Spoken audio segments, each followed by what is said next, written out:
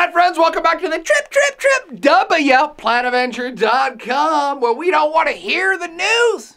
Nah, we want to understand the news.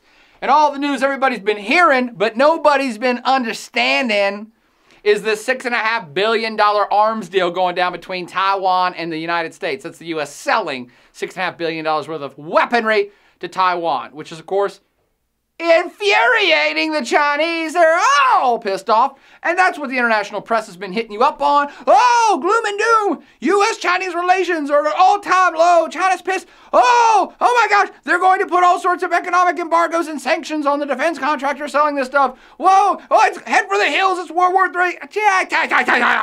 Just relax. It ain't that big a deal.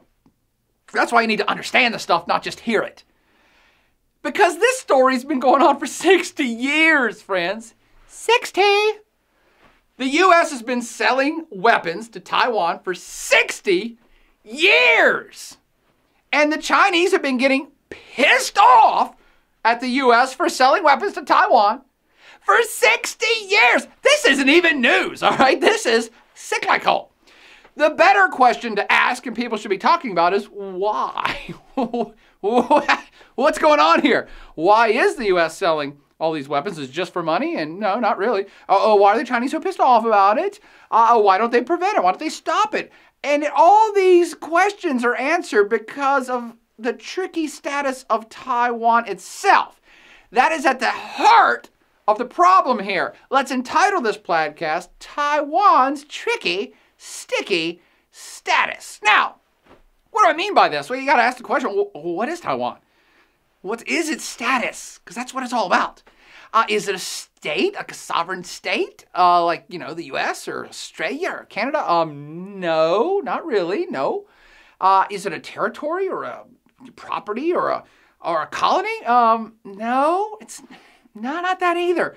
Is it Chinese? Is it part of China? Yeah, some would say so. For their part, the Chinese are like, no ancient Chinese secret here. You're part of China. China says Taiwan is part of their country, period. That's it. They just don't necessarily tactically military control it. For the Taiwanese part, they're kind of divided. Some people in Taiwan want to be an independent sovereign state. Others perhaps want to be part of China. Probably majority in the middle are saying, why don't we just keep the status quo of nebulousness so that this is fine, let's just have nothing. And for the United States part, the U.S. policy is, no, Taiwan's not a state, and maybe it's Chinese territory. And quite frankly, we don't care. We don't want to get in the middle of it, just so long as you guys don't get into a military fight. And I know that sounds bizarre, but that's pretty much U.S. policy. You guys figure it out, and we're only going to get involved, possibly, if it involves a war. So how did it get to this state? I mean, this non-state? How is it that Taiwan got this kind of international orphan status? Well, we do have to talk about a little bit of history, a little bit, so that you understand what's going on today. Let's talk about Taiwan. For most of its history, it was just a little island off the coast of Asia, not really belonging to anybody. For most of history, by the way, China is a major world power. 3,000 years ago, 2,000 years ago, 1,000 years ago, China is a major world power, major economic, political, and demographic power on planet Earth. This is the way it is. It wasn't until about 1600, I like to round, 1600, 1650, that China expands its borders under the Manchu dynasty, powerful Manchu dynasty. And by 1600, 1650, they do kind of encompass and pull Taiwan into their fold. And they say, hey, you're part of China now. And so you're looking at about 400 years, give or take 50, where Taiwan has actually been incorporated politically into China. Not beforehand, not really, but the last 400 for sure. Now, I said China's been a world power for most of history. True. They have cycles of greater power or lesser power. Here's what's important to know. 200 years ago is when China hit one of those low points. Low ebb. They were a power 1,000 years ago, 500 years ago, but by 200 years ago, China really starts to suck, and I mean suck ass. They get weak. The Manchus are internally corrupt and weak. The state starts to be dysfunctional. At the same time, the Brits and the French and the other European colonial powers are going and taking over the planet. And they eventually bump into China, take over the major ports, declare some wars on China. You probably heard of the Opium Wars, where the British beat down the Chinese to protect their right to sell crack to the Chinese citizens. Could I make it up? So, long story short, by 1900, China really is disintegrating, very weak, at the mercy of international powers. At the same time, the European powers are coming in to take over. Japan, which has long been a vassal state, a peripheral edge state that is of no great consequence on the edge of China, Japan rises in the same period and is a serious power, so serious that it actually declares war on China in 1895, the 1895 Sino-Japanese War. And why am I throwing out these historical details? Because it's at this point in this war that Taiwan is pulled away from China. The Japanese beat down the Chinese. They take Korea. They take Manchuria, a region in northeastern China. And indeed, they invade and take over Taiwan. That's why it's important for our story. It's pulled away from China in 1895. Now, to sum up 20th century, which is equally unkind to China, the state's disintegrating. It devolves into internal civil war to figure out who's going to be in charge, who's going to control the state. The two parties fighting out the Chinese Civil War are the nationalists on one side, the pro-democracy, pro-capitalism, pro-West nationalist, and they are led by Kai-shek, and they're supported by the U.S. and Western Europe because, hey, they're pro-democracy. So the U.S. pours in money and guns to that group. And who are they fighting? The commies! Evil commies! The communists, of course, led by Mao Zedong.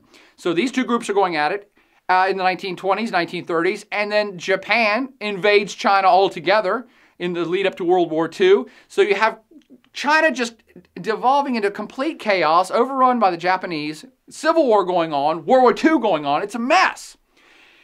You know the end of the story, though. The U.S. is going to come in and smack down the Japanese. By 1945, they're pushed out. And in the U.S. defeating Japan, they push the Japanese out of China and therefore push them out of Taiwan as well.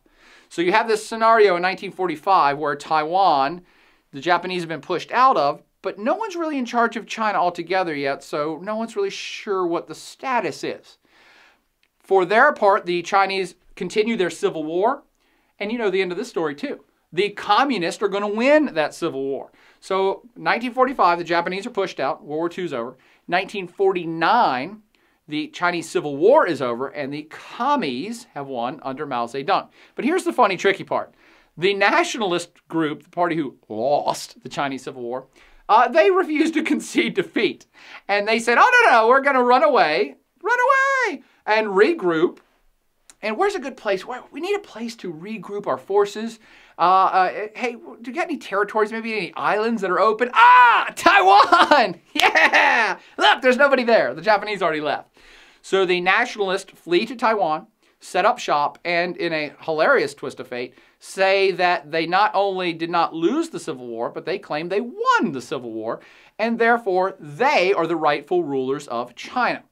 Could it get funnier? Sure it can, man. It's human history. The next funny move is that little group in Taiwan say they control all of China, and the U.S. recognizes them. Yeah, of course, because it's the nationalists. They're the pro-democracy, pro-republic guys that the U.S. likes, and a lot of Western European countries recognize them too. Hey, yes, it's Taiwan. Well, I'm sorry, it's China. They're just the rulers living in Taiwan. And therefore, the West didn't recognize the communist government of Mao Zedong. So much, in fact, that when they built the United Nations, the U.S., under U.S. influence and Western European influence, they gave the Chinese seat at the UN to these dudes in Taiwan. So if you would have went to the UN in 1950 or 1960 and saw a little Chinese man sitting at a desk with a placard that said China, he'd actually be a dude from Taiwan. I know, you can't make it up. So you have this bizarre situation that this little group is pretending to be in charge of all of China.